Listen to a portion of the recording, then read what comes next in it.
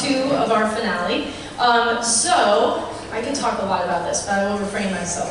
So, I've actually arranged this piece. So, when I did my master's degree, part of my thesis, part of the big bulk of learning for that was how to arrange music for school orchestras.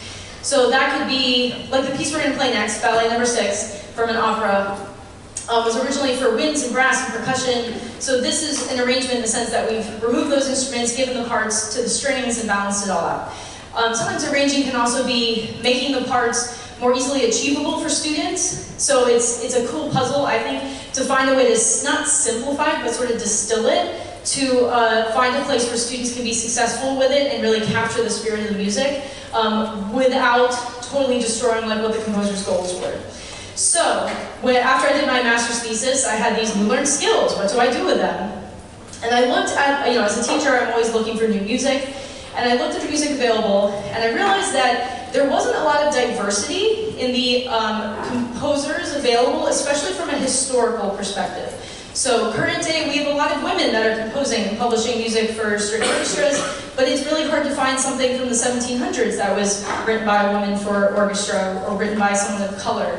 But it exists out there, you just have to dig a little. So as I did some digging, I discovered this composer, Joseph Bologne, Chevalier de Saint-Georges, long title, epic human. So he lived in the 1700s, he was born in the French colony of Guadeloupe, to an enslaved woman and the plantation owner. The plantation owner did something very unusual and really loved them and sent them to Paris, where she was then free and he had a full education. And he became one of the top fencers. I know we have a lot of orchestra musicians that do fencing. That's a whole spiel, a rabbit hole you could go down. He also was a fantastic violinist. We don't actually know where he got his training from, but he's an amazing violinist. He became the concertmaster of a very famous orchestra in Paris, and then he became the director of the orchestra. And then the orchestra became so strong under his direction that Haydn wrote some famous Paris symphonies, and he actually wrote those symphonies for Joseph Boulogne's orchestra. Joseph Bologne did amazing other things, such as he helped fight for the abolition of slavery, and he also led the first black militia in the French Revolution.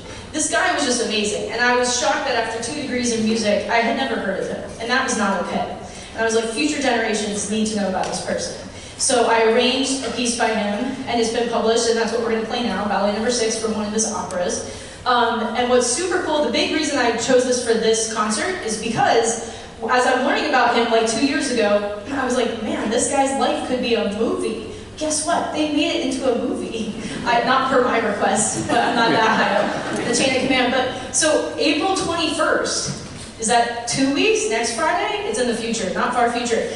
The movie's called Chevalier, and I don't know if it's going to be in every theater, but it's definitely coming to some theaters, and I'm going to let the students know which one I'm at and when, and if they want to show up and share my popcorn. But they didn't hire like an actual violinist for the movie, so that's my only pet peeve. But otherwise, it looks super cool. Oh, I forgot to say also, he was literally friends with Marie Antoinette. They would like hang out and jam together at her giant palace.